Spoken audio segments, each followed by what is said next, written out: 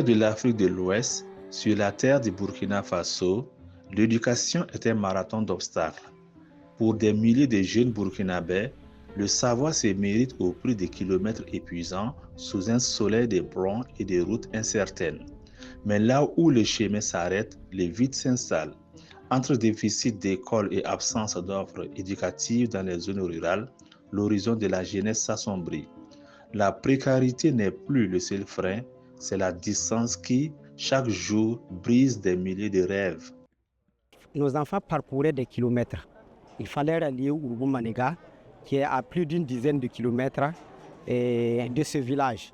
Donc, vers la fin d'année, il y a les taux d'abandon très élevés à cause des pannes des vélos ou bien les élèves n'arrivent pas à payer la location au niveau de Urubu-Maniga, ou bien il y a certaines filles même qui sont enlevées parce que comme la situation est vulnérable, bon, elles cèdent à toute proposition et puis après elles laissent et puis elles partent prendre une fille, un mari. Bon, en termes d'offres éducatives, après en tout cas le certificat d'études primaires, il n'y avait pas un collège dans un rayon de 15 km comme ça. Ceux qui n'ont pas eu l'entrée en sixième, forcément si les parents n'ont pas les moyens, c'est les décrochages en même temps. Le village de Farakouba est à environ à 12 km de la commune de Bobo-Dioulasso. On n'avait pas de collège. Donc tous ceux qui fréquentaient jusqu'au CM2 et qui devaient aller au collège étaient obligés d'aller à Bobo pour faire la sixième. Donc ils étaient obligés d'aller à 12 km pour aller faire la sixième. Et chose qui n'était pas vraiment facile. Donc beaucoup d'enfants ont abandonné à cause de cela. Parce qu'il fallait, les parents devaient trouver donc des logeurs, chose qui n'est pas facile. Et ensuite, soit il faut trouver un mois de déplacement, ce n'était pas facile. 12 km parcourir à pied, ce n'était pas facile.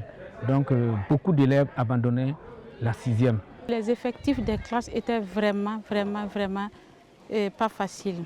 On avait des classes de plus de 100 élèves.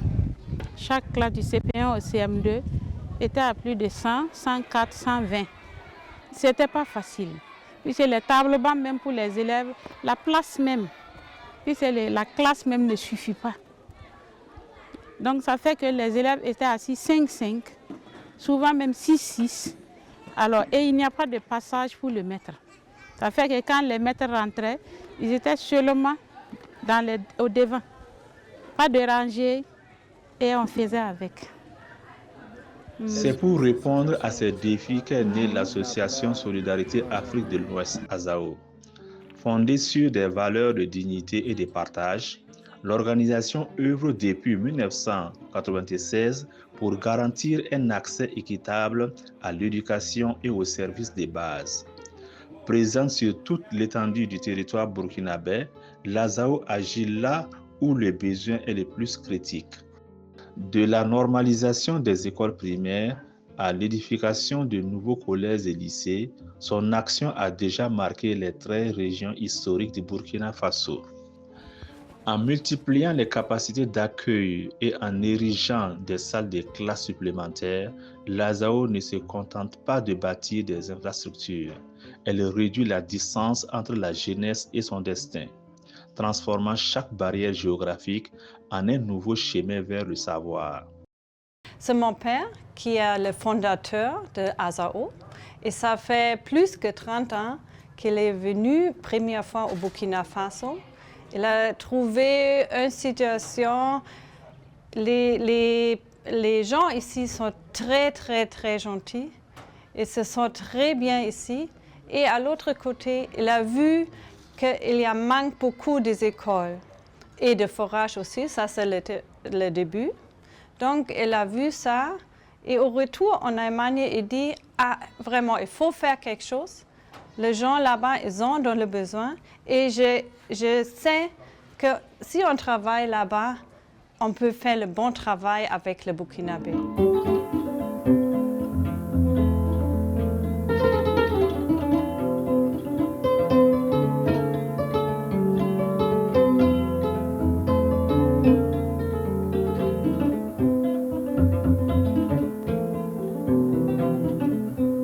L'association Solidarité Afrique de l'Ouest ASAO, ou encore Solidaritätskreis Westafrika, est une ONG allemande dont le siège est en Allemagne, précisément à Hildesheim, près de Cologne. C'est une ONG allemande qui s'est établie au Burkina depuis 1996. L'ASAO intervient dans le domaine de l'éducation par la construction d'écoles et de collèges, surtout en milieu rural. Elle a pour objectif de contribuer à l'accroissement des capacités d'accueil scolaire.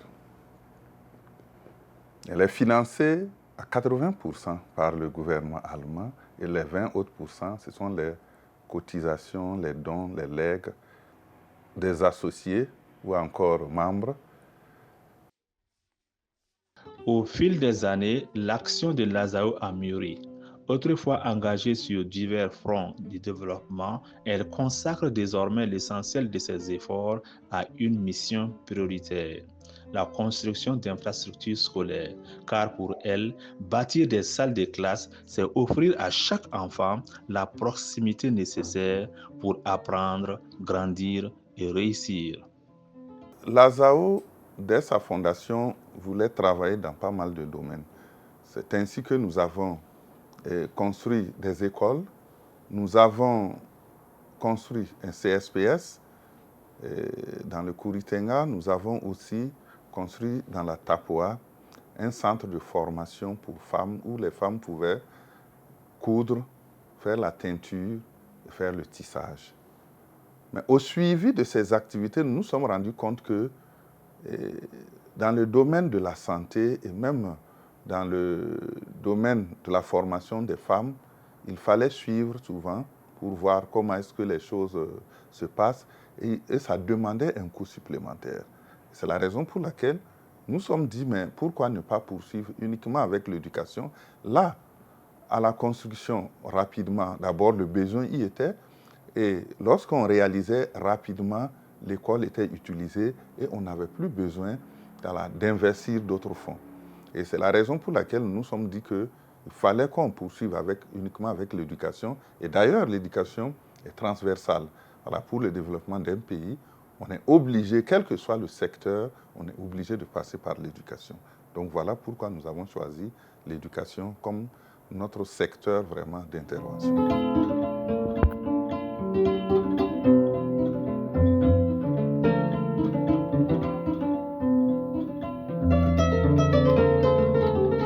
Derrière chaque dossier déposé sur la table de l'ASAO, il y a le visage d'un directeur d'école, d'un parent d'élèves ou d'encadreurs pédagogiques qui refusent de voir leurs élèves abandonnés.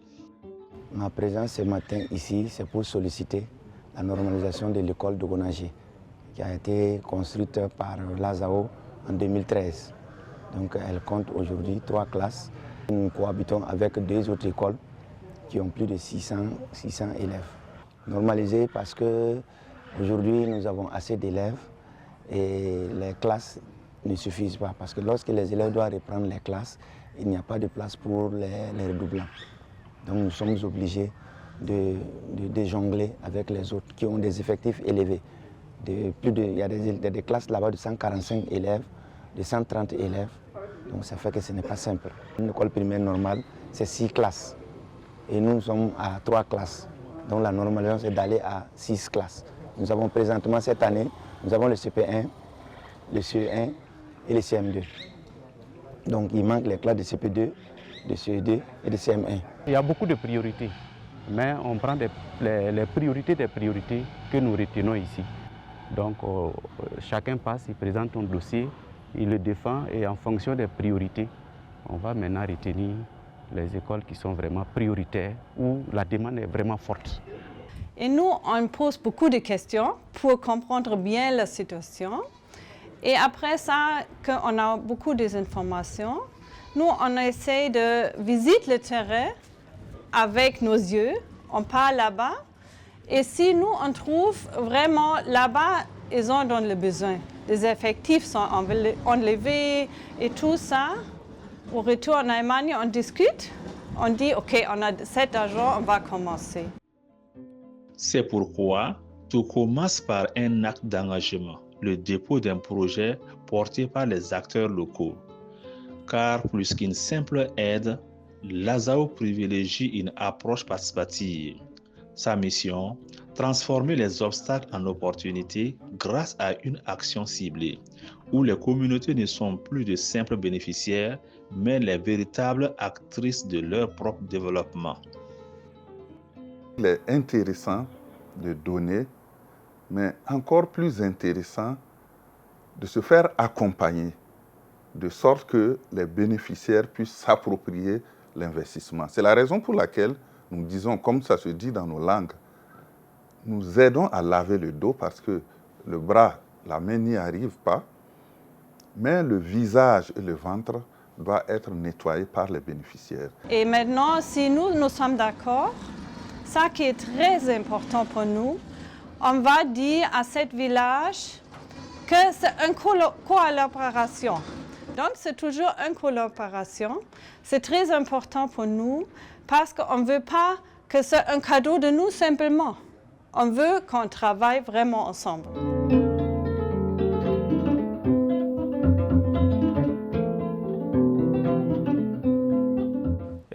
Bɛɛ n'a ka lɔyɔrɔ baara nin kɔnɔ o y'a fɔ an ye k'an ka banban ka wɔyɔgɔw cɛ ka cɛncɛn cɛ n'an sera ka olugu bɛɛ cɛ ka fara kabakuruw kan a bɛ diya olugu ye kosɛbɛ ni olugu nana filɛ ko an ye min cɛ a bɛ se ka kilasiw lɔ olu bɛ sɔrɔ ka baara daminɛ kabakuruw bɛ sɔrɔ an fɛ an tɛna taa yala yɔrɔ si k'ale san donc an dugudenw bɛɛ bɔra an taara cɛ ka na n'a ye ka na bɔn ka ASAO wele o nana filɛ o nisɔndiyara kosɛbɛ voilà o sɔrɔ ka sira d'an ma ko o bɛ lɔri nin kɛ ani lɔri nin kɔnɔna na dugudenw ka lɔyɔrɔ tun ka ca fana ka taa jiko fan fɛ musow le lɔra ni jiko ye voilà ka taa baara fan fɛ fana dugudenw tun bɛ bɔ lon bɛɛ mɔgɔ 5 bi sɔrɔ lon bɛɛ mɔgɔ 5 bi sɔrɔ nka ni baara nin ka ca lon min na jama bɛ bɔ caman a bɛ jɛn ka baara nin kɛ a kɛra ten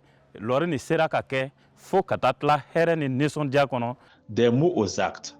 En quelques années seulement, l'ASAO a transformé les promesses en réalités concrètes, érigeant de véritables bastions de savoir à travers le pays. Aujourd'hui, le bilan parle de lui-même. 700 bâtiments sont sortis des terres, 700 structures dédiées à l'éducation et à l'accès aux ressources essentielles. Mais au-delà du béton et de la pierre, ce ne sont pas que des murs, ce sont des foyers d'avenir. Nous avons réalisé près de 700 bâtiments scolaires. J'entends par bâtiments scolaires les blocs de salles de classe. Au primaire, un bâtiment scolaire, pour nous, est composé de 3 salles de classe, un bureau et un petit magasin. Si c'est au niveau du post-primaire ou du secondaire, le bâtiment administratif est composé de 4 salles de classe, du bureau et d'un magasin. Bien sûr, lorsqu'il s'agit d'un nouveau collège, il y a d'autres infrastructures telles que la cantine, les latrines scolaires, etc. Et au niveau du primaire également, il y a la cantine, si c'est une nouvelle école, la cantine, les latrines, etc. Tout ça aussi reçoit un équipement par bâtiment scolaire, un équipement de 50 tablements, 2 bureaux, 2 chaises, 2 armoires pour le collège et une armoire pour l'école primaire. Donc nous estimons à près de 700 bâtiments scolaires que nous avons réalisés dans les ex-13 régions. Janvier 2026, une nouvelle étape est franchie. Fidèle à son engagement, l'ASAO inaugure une vague d'infrastructures scolaires. Du primaire au post-primaire jusqu'au secondaire, l'action de l'ASAO s'étend à tous les cycles du savoir. Il s'agit de 2 nouveaux collèges, de 12 extensions de collèges ou de lycées, de 2 écoles à 6 classes et de 3 normalisations d'écoles de 3 à 6 classes. Et ces réalisations se sont déroulées dans 4 provinces que sont le Bas-Sitenga, la Sicilée, la Comoé et le Houé. Et toutes ces salles de classe se chiffrent à 77. On voit que ça fonctionne. On voit le bon bâtiment. Surtout, souvent, ils sont déjà occupés par beaucoup des enfants. Par exemple, ici à Bama, si j'écoute que les gens ici travaillent très bien, nous sommes vraiment contents. Et avec ça, ça nous donne beaucoup de motivation. Nous sommes vraiment contents de voir nous-mêmes comment ça se passe ici. Nous sommes satisfaits. L'impact des réalisations se mesure désormais au cœur de la vie sociale et du développement des communautés. En offrant des cadres d'apprentissage modernes, du primaire au secondaire, la transformation est totale. Qu'elles s'élèvent en ville ou en milieu rural, ces infrastructures redessinent les paysages et font renaître l'espoir. Pour le corps enseignant, ces nouveaux cadres garantissent la dignité d'un travail moderne. Pour les élèves, ils ouvrent les portes d'un savoir sécurisé. L'impact est particulièrement décisif pour la jeune fille, dont le chemin vers l'école devient un levier d'émancipation. Pour les parents et les municipalités, ces édifices sont les piliers d'un développement local concret. Là, il y a un métier à Zawo. Au sein de son temps, comme un calamita, comme dit le bébé, comme pour le bébé. Mais à Ketembe, pas que je. Son nom, pas un second. Et bon, de première, la terminale, par exemple. Les sons de Tianga, au lieu de les Kangwa Zulu, Méré, on dit Calambio, les qui ne pas Tianga. Bon, la situation était très difficile pour nous. C'est les enfants qui étaient ici pour aller à Bogo. C'était pénible pour les parents, tout ça là. Donc, quand Lazao est venu, vraiment ça nous a soulagés. Ça nous a beaucoup soulagés. Je remercie Lazao au nom de tout le village, toute la population du village. Tout le monde pour Azao Tarmuso. Bam moi son ton ne son ni no fam. On kamara zan de zin karma. Il est tout pam pla hamen ya tout. Il est tout pam zin zin ya tout. Non, tout pam ba mo son ton kama be kailo. A son de tout no so. O santal bin kin kan atlet fo to poribo. Bo wefo. Ta tabu de ken. Wo ton tun pam de bin ton kawa. Tun suriya no. Tun ke to pour bam barka.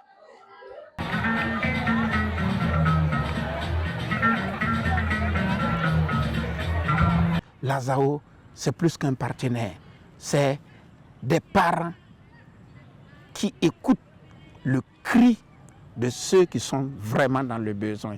Retenez simplement que nous sommes très contents. Et vraiment, ce bâtiment, c'est l'espoir qui est né. C'est l'espoir qui est revenu pour que nous puissions maintenir l'établissement à un niveau d'excellence.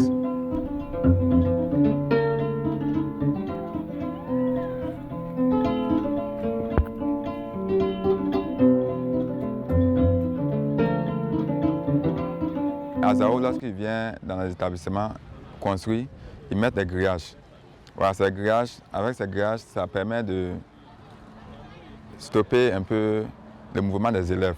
Donc, on peut gérer la discipline facilement, les retards. Avec ça, les élèves ne peuvent pas faire des mouvements de façon aléatoire comme ça. On arrive à les contrôler facilement. Les élèves peuvent s'asseoir sur ces différents arbres-là, voilà, pour pouvoir étudier. Voilà, ils peuvent aussi souvent garer leur vélo.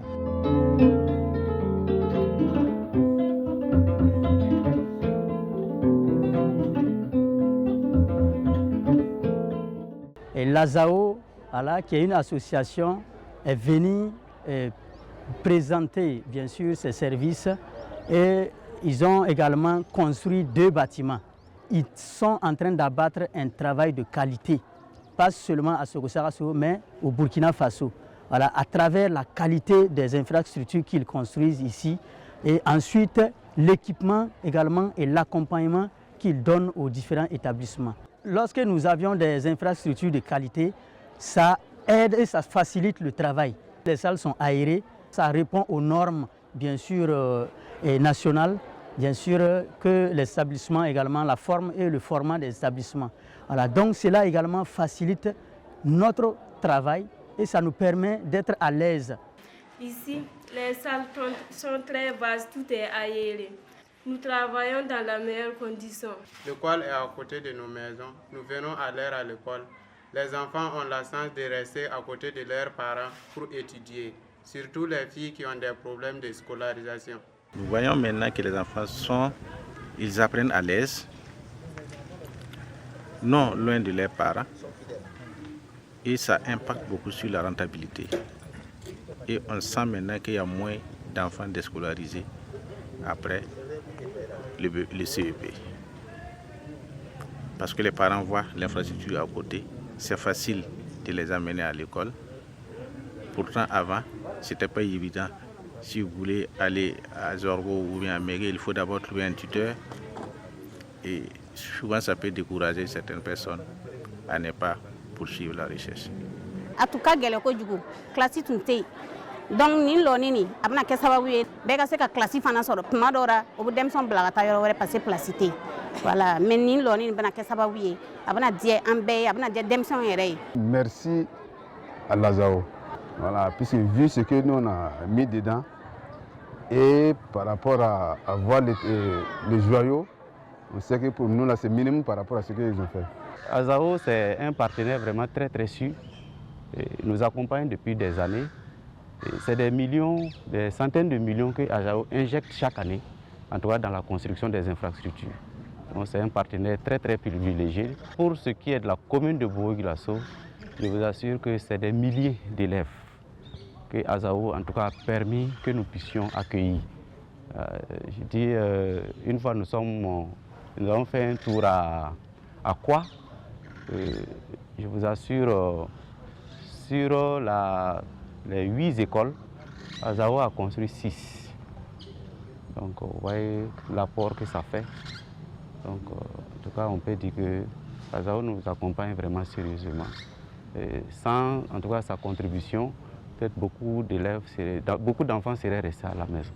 Nous avons donné la chance à pas mal de jeunes, de garçons ou de filles, d'aller à l'école ou de poursuivre leurs études. Et particulièrement au niveau des filles. Vous savez, dans les années 2000, il y avait très peu d'établissements post-primaires au Burkina.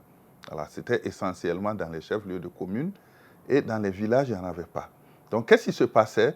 Les parents qui n'avaient pas assez de ressources, généralement, non seulement mariaient les filles très tôt, mais aussi mettaient l'accent beaucoup plus sur la scolarisation des garçons. Donc, ça fait que les filles n'avaient pas la chance de poursuivre leurs études au niveau du post-primaire. Donc nous avons, quand même, avec notre participation, parce que nous faisons tout pour approcher au maximum l'infrastructure des populations. Donc avec ce que nous avons fait, nous avons donné la chance à pas mal, surtout de filles, bien sûr aussi de garçons, d'aller à l'école. Et grâce à cela, les mariages précoces, là où nous intervenons, ont diminué. Et aussi, les filles, par là, ont eu la chance d'accompagner leurs parents dans non seulement le développement du village, mais aussi le développement du Burkina. Regardez demain avec audace. L'ASAO ne se repose pas sur les succès d'hier. Forte de son expérience et de ses centaines de réalisations, l'organisation entend maintenir sa lancée pour que chaque localité de la ville ou village le plus reculé devienne un pôle de réussite. L'ASAO a essayé d'apporter ce qu'il pouvait et continue d'ailleurs de le faire. Et nous pensons que nous allons toujours bénéficier des appuis, surtout du gouvernement allemand et aussi d'autres bienfaiteurs, des membres de l'ASAO, afin de pouvoir poursuivre ce que nous faisons, parce que la demande est très forte. Nous allons commencer par remercier nos plus hautes autorités qui nous ont permis d'abord de nous installer au Burkina. Nous allons aussi remercier notre plus grand bailleur, partenaire, qui est le gouvernement allemand. Et bien sûr, ici d'abord l'ambassade qui a toujours lutté pour que nous ayons ces financements-là. Nous travaillons beaucoup avec les secteurs de l'éducation et des finances. Donc, ce sont nos partenaires privilégiés. C'est une occasion pour nous de les remercier, de remercier les services déconcentrés dans les régions, dans les provinces et les collectivités pour la bonne collaboration sur le terrain. Je ne vais pas oublier les braves populations, les communautés qui viennent vers nous et qui travaillent avec nous. Nous disons toujours que on s'accompagne pour la réalisation parce qu'elles aussi, elles apportent quelque chose pour le développement de leur communauté ou le développement du Burkina.